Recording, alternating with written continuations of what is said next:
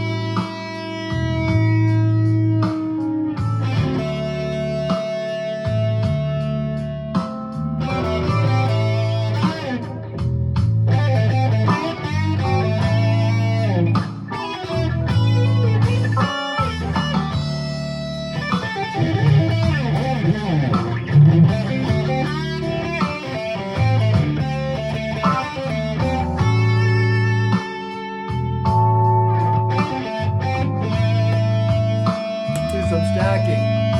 Yeah.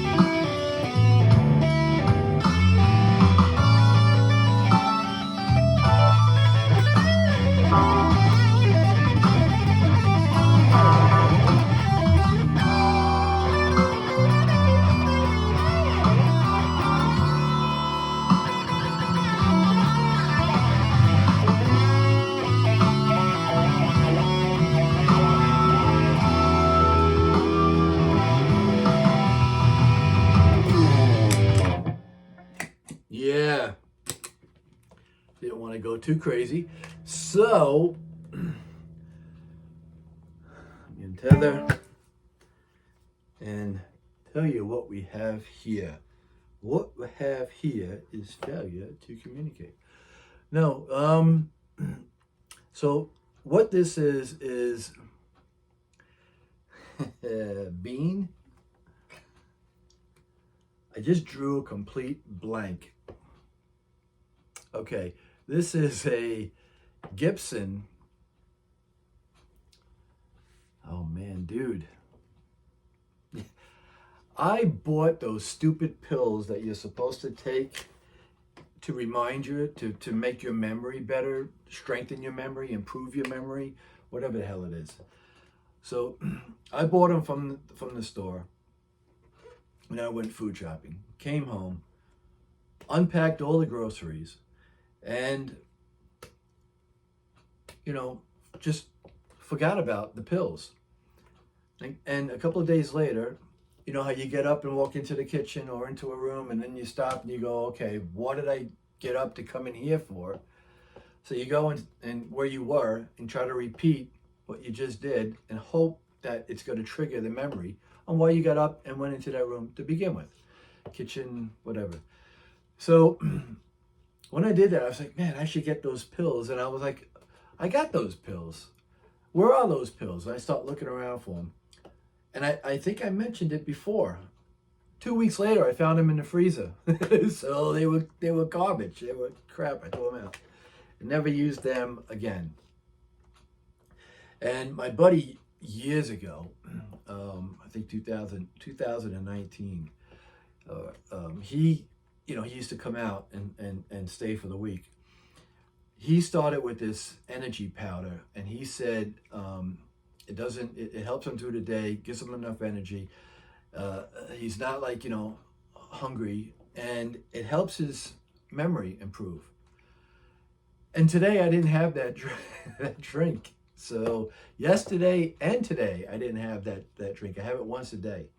I'm afraid of if there's like it's kind of sweet, so I'm afraid of the sugar content, not too much sugar in my diet. So 2 days I didn't have it. So let me tell you what it has, what it has in it, because I still don't. I got it.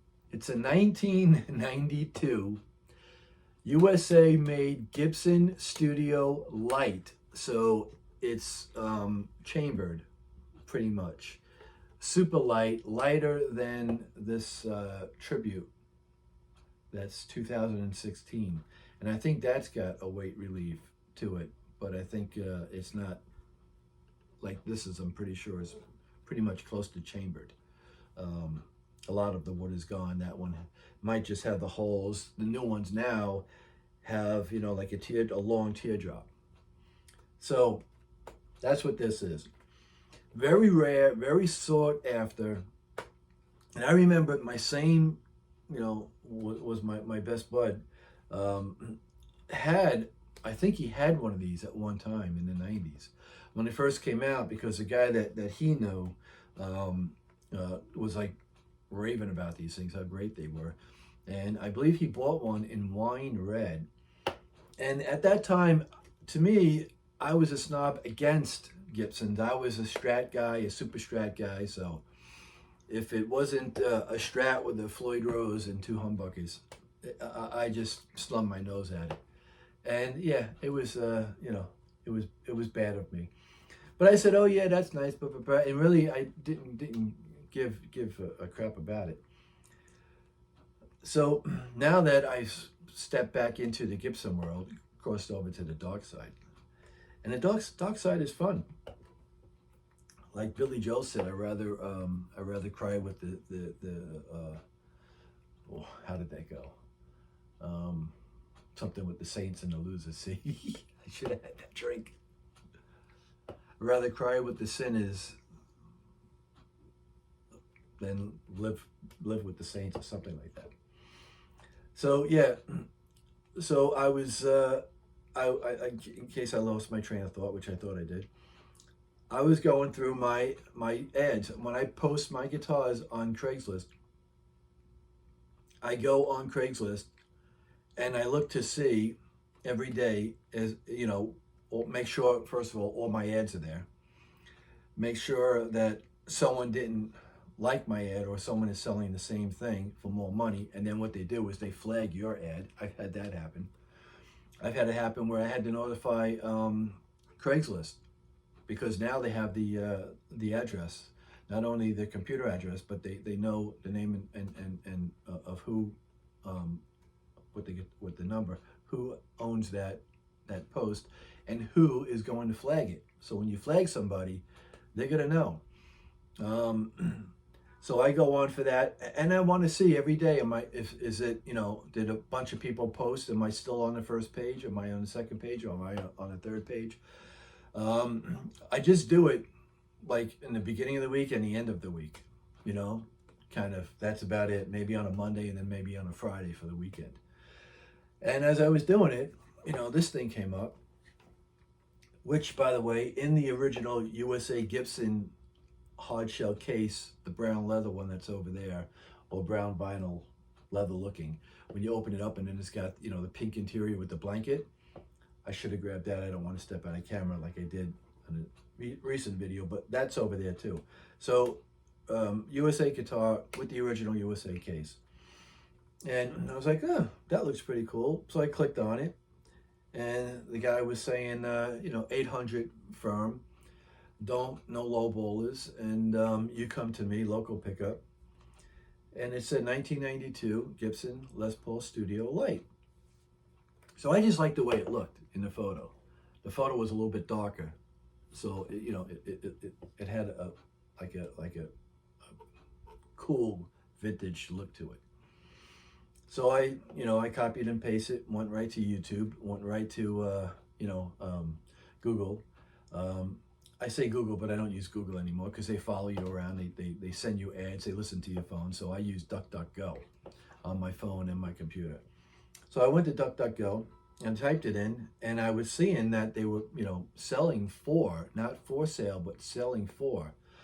Reverb tells you what they're for sale for, but eBay tells you what they sold for. And these things were selling anywhere from $800 to $1,100. So I was like, oh, that's pretty cool. You know, I like that. And they were going on and on about it. So I'll just tell you the specs. You have the Gibson tuners back here. They're not Grovers. They're the Gibson tuners. All right. And it says right there, 2016. That's the back of it, the way it is. All mahogany, neck and body. Solid, by the way. And I opened up the covers, and the covers are not shielded, and the interior is not shielded. This has two 500K pots for the volume and two 500K pots for the tone. I think it's like 1 and 2. You know, there's two separate ones for either volume and tone. But they're on like a metal plate. They're mounted to a metal plate, and it's soldered. It's not like the quick clip release kind of thing. So I don't know what that's all about, but yeah, the cavities are not shielded. Something's up. When I put the cord in, you know, it was going, now that I'm thinking about it, it was the cord. All right, I thought maybe it was something with the jack. Now I just remembered. See how quick my memory goes? That it was the cord. So I thought I had an issue with that, but because this was all nice and solid. I even checked from in here. Everything looks good. So the, you know, mahogany back, mahogany neck, and you could see it's a maple top on here all the way around. So this is a 2-piece maple, and you could see the little bird's eye spots in it here and there. Which again, if the light is too bright, you're not going to see it. With open coil humbucking Gibson pickups, 3-way toggle, and I didn't even touch this yet. I didn't even put this on the angle yet that I normally do. Oh yeah, I did. No splitting, and pickguard. Yes, look. Those are the original, I guess they're called witch hat knobs, but these are the ones I can't stand. But as long as I don't need it, you know, to split something, because they slip right off, which even if they did, I don't use them. I always put the big knobs on. Something about these original knobs, they just make the whole guitar. For the first time, and you know, if you've seen any of my videos, I like big knobs. I bought a set of big black knobs that were clear like this with the white, and they had like the ridges going around it.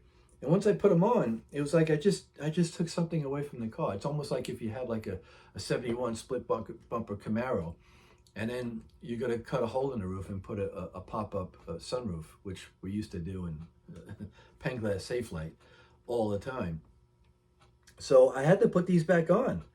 Once I had the other ones on here, I was like, man, I missed them on this one and only guitar.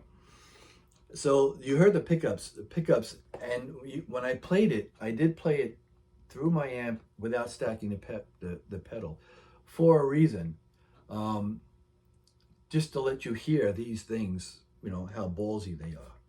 So yeah, I stumble and bumble and stumble when I speak. That's because I'm fighting back a stutter that I used to have as a kid. So between the the brain trauma that I've had, trying to speak without having my Norwegian heritage come out, and I was born here first generation. My parents came over. My parents are from Norway, legally, and the fact that I used to have a speech impediment and stutter growing up, I try to suppress that and not do that, but it still happens. And I get guys that rip me apart for it. So back to the guitar. This is an ebony fingerboard. And now I don't remember if these were real. I think they're pearlized trapezoid inlays, 22 medium jumbo frets. And they say that this is, if it wasn't for the trapezoids being in here, if they had square inlays, this would be the equivalent to a Gibson Les Paul Custom without the binding going around it. So yeah, I think that when these came out, I think they came out in 90, 91. I read so much on different guitars. My memory bleeds into one another with the other ones. Till I think 96 or 98. And these were, you know, a hot commodity when they came out. And just look at that ebony fingerboard. You know, this was their best ebony that they had. This is the closed port ebony. And you can see it hasn't been oiled ever. It needs a good polishing and oiling. It will look like the sides pretty much, you know, when it's done, when it's buffed up. But yeah, the closed port is a lot slicker when, you know, when you're bending. But this is dry, you could hear it. This board is dry. The open pour is like grainy. So you kind of like if you had to read Braille in a book and you're playing with these fingers all the time, you could feel it in your, you know, on your fingers. Just like the guitars with the Babenga necks, you could feel the wood grain back there. So yeah, this was a honey of a deal. When the guy said that his father bought it brand new in '94 and had the original receipt in a picture or on his phone or something like that, he gifted it to the son, and the son is a telly player, so that's why he was selling it. So when I heard that, I was like, okay. It took me several tries to get this guy because he didn't leave his number on Craigslist. I hate when guys do that. He just had an email to reply to, and I was just waiting to hear back from him. And when I finally did, you know, he said, "Oh yeah, I got you know, 10 people looking at this that are interested in it, blah blah blah, this and that." And I think that's very possible because, you know, like I said, these are sold after. Finally set something up last Friday, and I brought two of my tellies. I brought my Mexican-made telly and one of my Harley Bentons. When I got there, I said to him, "Oh, you want to?" You know, he came out to my car. I opened up the boot and the back, and I said, check this out. I had an original Fender case. I opened it up. There's the made in Mexico telly. I says, you know, you interested in these? You want to check them out? Yeah, bring him in. Go into his garage, which was like 90-something degrees. Nice guy though, him and his wife. And he picked up the Harley Benton, and because it had the whammy bar on it, he put that right back in the case. I'm assuming that's why. Went right for the Gibson, that was the reissue telly, and started playing that, you know, like kneeling down on the floor. I'm checking through this thing here. It's got quite a bit of a bow in the neck, so that's why I'm waiting for Amazon for a couple of days now to send me the tool for the nut to adjust the neck. So I was like trying to get the action, you know, kind of good. It's not bad right now. It's, you know, it's pretty good right now. I've got it where I was really concerned that there might be an issue with the neck, but I know I can get it a little bit better if the nut's not frozen, and if it is, you just use oil. So I'm waiting for that tool just to get it 100%. So he's playing it. I get done playing this. I hand him the cord for his amp to play my telly, and he liked it.